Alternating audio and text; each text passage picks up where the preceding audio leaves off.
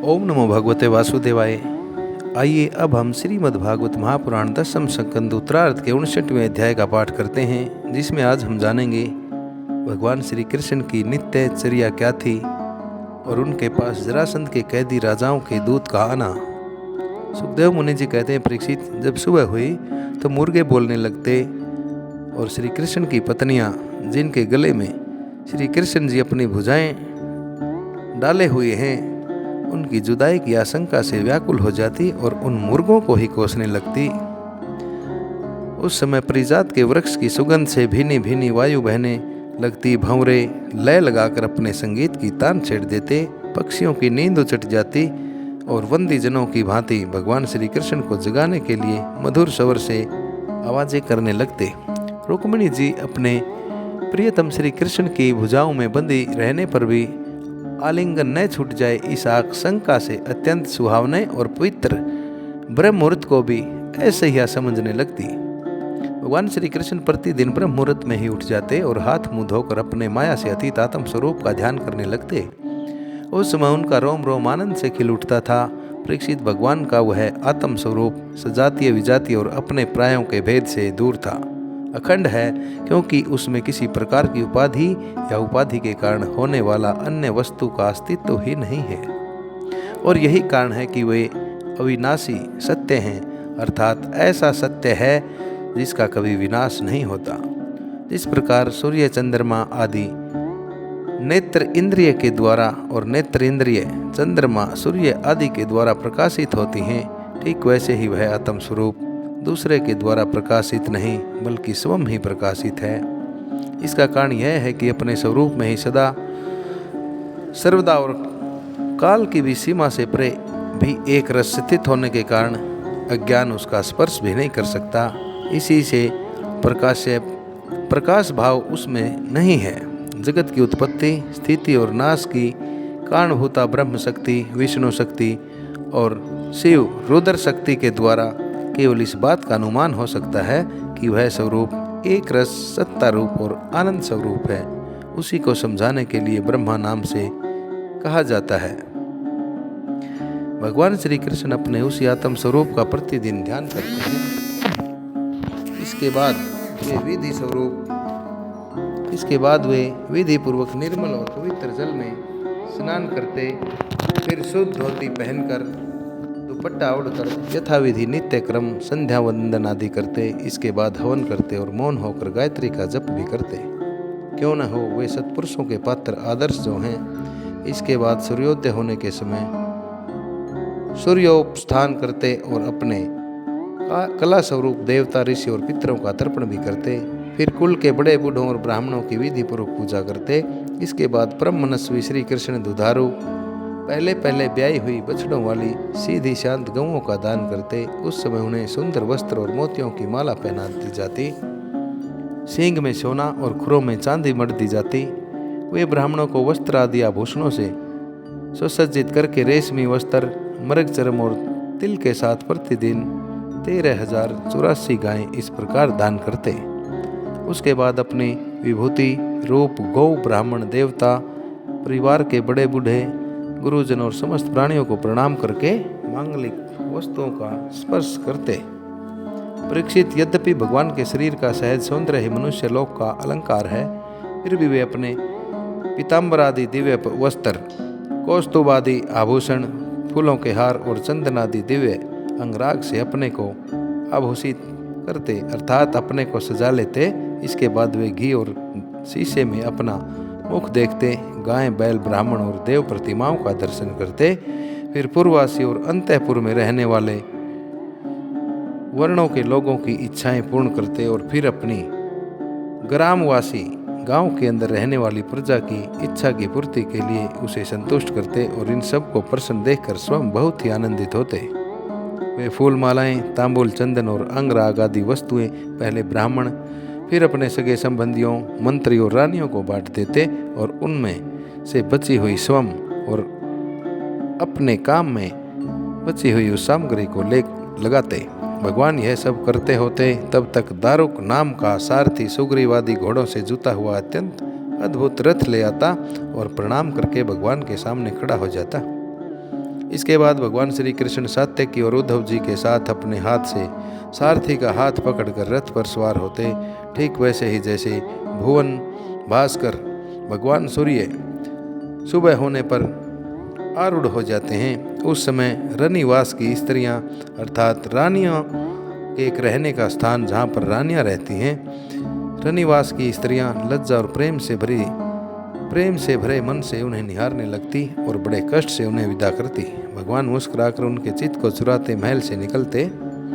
परीक्षित उसके बाद भगवान श्री कृष्ण समस्त यदुवंशियों के साथ सुधर्मा नाम की सभा में प्रवेश करते। उस सभा की ऐसी महिमा है कि जो लोग उस सभा में जा बैठते हैं उन्हें भूख प्यास, शोक, मोह और जरा मृत्यु, ये 6 पीड़ाएं कभी भी नहीं सताती। इस प्रकार भगवान श्री कृष्ण सब रानियों से अलग अलग विदा होकर एक ही रूप में सुधर्मा सभा में प्रवेश करते और वहां जाकर श्रेष्ठ सिंहासन पर विराजमान हो जाते। उनके अंगों की शोभा से दिशाएं प्रकाशित होती रहती। उस समय यदुवंशी वीरों के बीच में यदुवंश शिरोमणि भगवान श्री कृष्ण की ऐसी शोभा होती जैसे आकाश में तारों से घिरे हुए चंद्रदेव सुंदर लगते हैं। परीक्षित सभा में विद्वान लोग विभिन्न प्रकार के हास्य विनोद से, नटाचार्य अपने अभिनय से और नर्तकियां अपनी कलापूर्ण नृत्य से अलग अलग अपनी टोलियों के साथ भगवान की सेवा करती। उस समय मृदंग, वीणा, पखावज, बांसुरी, झांझ और शंख बजने लगते और सूत, मागध और वंदीजन नाचते गाते और भगवान की प्रार्थना करते। कोई व्याख्या कुशल ब्राह्मण वहां बैठकर वेद मंत्रों की व्याख्या करते और कोई पूर्वकालीन पवित्र कृति राजाओं के चरित्र कह कर सुनाते। एक दिन की बात है, द्वारकापुरी में राजसभा के द्वार पर एक नया मनुष्य आया। द्वारपालों ने मनुष्य को उसके आने की सूचना देकर उसे सभा भवन में उपस्थित किया। उस मनुष्य ने परमेश्वर भगवान श्री कृष्ण को हाथ जोड़कर नमस्कार किया और उन राजाओं का जिन्होंने जरासंध की दिग्विजय के समय उसके सामने सिर नहीं झुकाया था और बलपूर्वक कैद कर लिए गए थे, जिनकी संख्या 20,000 थी, जरासंध के बंदी बनाने का दुख श्री कृष्ण के सामने निवेदन किया। सच्चिदानंद स्वरूप श्री कृष्ण, आप मन और वाणी के गोचर हैं। जो आपकी शरण में आता है उसके सारे भय आप नष्ट कर देते हैं। हे प्रभु, हमारी वेद बुद्धि मिटी नहीं है। हम जन्म मृत्यु रूप संसार के चक्र से भयभीत होकर आपकी शरण में आए हैं। भगवान, अधिकांश जीव ऐसे काम और निषिद्ध कार्यों में, कर्मों में फंसे हुए हैं कि वे आपके बतलाए हुए अपने परम कल्याणकारी कर्म आपकी उपासना से विमुख हो गए हैं और अपने जीवन और जीवन संबंधी आशा और इच्छाओं में भ्रमपूर्वक भटक रहे हैं। परंतु आप बड़े बलवान हैं। आप काल रूप से सदा सर्वदा सावधान रहकर उनकी आशा लता का तुरंत समूल उच्छेद कर डालते हैं। हम आपके उस काल रूप को नमस्कार करते हैं। आप स्वयं जगदीश्वर हैं और आपने जगत में अपने ज्ञान, बल आदि कलाओं के साथ इसलिए अवतार ग्रहण किया है कि संतों की रक्षा करें और दुष्टों को दंड दें। ऐसी अवस्था में हे प्रभु, जरासंध आदि कोई दूसरे राजा आपकी इच्छा और आज्ञा के विपरीत हमें कैसे कष्ट दे रहे हैं, यह बात हमारी समझ में नहीं आती। यदि यह कहा जाए कि जरासंध हमें कष्ट नहीं देता, बल्कि उसके रूप में उसे निमित्त बनाकर हमारे अशुभ कर्म ही हमें दुख पहुंचा रहे हैं, तो यह भी ठीक नहीं है, क्योंकि जब हम लोग आपके अपने हैं तब हमारे दुष्कर्म हमें फल देने में कैसे समर्थ हो सकते हैं। इसलिए आप कृपा करके अवश्य ही हमें इस क्लेश से मुक्त कीजिए। प्रभु, हम जानते हैं कि राजापने का सुख प्रारब्ध के अधीन और विषय साध्य है, अर्थात जो लोग राजा बनते हैं वो जो सुख भोगते हैं वो उनके प्रारब्ध के कर्मों का ही परिणाम है। और सच कहें तो सौपन सुख के समान अत्यंत तुच्छ और असत्य भी है। साथ ही उस सुख को भोगने वाला यह शरीर भी एक प्रकार से मुर्दा ही है और इसके पीछे सदा सर्वदा सैकड़ों प्रकार के भय भी लगे रहते हैं। परंतु हम तो इसी के द्वारा जगत के अनेकों भार ढो रहे हैं और यही कारण है कि हमने अंतःकरण के निष्काम भाव अर्थात ना ही कोई इच्छा और ना ही कोई अनिच्छा है, और निसंकल्प अर्थात बिना संकल्प की ही स्थिति से प्राप्त होने वाले आत्म सुख का परित्याग हमने कर दिया है। सचमुच हम अत्यंत ज्ञानी हैं और आपकी माया के फंदे में फंसकर क्लेश पर क्लेश भोगते जा रहे हैं। भगवान, आपके चरण कमल शरणागत पुरुषों के समस्त शौक अर्थात आपके चरणों में जो आ जाते हैं, ऐसे पुरुषों के समस्त शौक और मोहों को आप नष्ट कर देने वाले हैं। इसलिए आप ही जरासंध रूप कर्मों के बंधन से हमें छुड़ाइए। हे प्रभु, यह अकेला ही 10,000 हाथियों की शक्ति रखता है और हम लोगों को उसी प्रकार बंदी बनाए हुए है जैसे शेर भेड़ों को घेर के रखता है। हे चक्रपाणे, आपने 18 बार जरासंध से युद्ध किया और 17 बार उसको हराकर उसे छोड़ दिया, परंतु एक बार उसने आपको जीत लिया। हम जानते हैं कि आपकी शक्ति, आपका बल पौरुष अनंत है, फिर भी मनुष्यों का सा आचरण करते हुए आपने हारने का अभिनय किया है, परंतु इसी से उसका घमंड बढ़ गया है। हे अजीत अर्थात जिसे न जीता जा सके, हे अजीत, अब वह यह जानकर हम लोगों को और भी सताता है कि हम लोग आपके भक्त हैं, आपकी प्रजा हैं। अब आपकी जैसी इच्छा हो आप वैसा कीजिए। दूत ने कहा, हे भगवान, जरासंध के बंधी राजाओं ने इस प्रकार आपसे प्रार्थना की है। वे आपके चरण कमलों की शरण में हैं और आपका दर्शन चाहते हैं। आप कृपा करके उन दिनों का कल्याण कीजिए, उन दुखियों का कल्याण कीजिए। प्रभु, श्री सुखदेव मुनि जी आगे कहते हैं कि हे परीक्षित, राजाओं का दूत इस प्रकार यह कह ही रहा था कि परम तेजस्वी नारद जी वहां पर आ पहुंचे। उनकी सुनहरी जटाएं चमक रही थी। उन्हें देखकर ऐसा मालूम हो रहा था मानो साक्षात भगवान सूर्य ही वहां पर उदय हो गए हों। ब्रह्मा आदि समस्त लोकपालों के एकमात्र स्वामी भगवान श्री कृष्ण उन्हें देखते ही सभासदों और सेवकों के साथ बड़े हर्षित होकर उठ खड़े हुए और सिर झुकाकर उनकी वंदना करने लगे।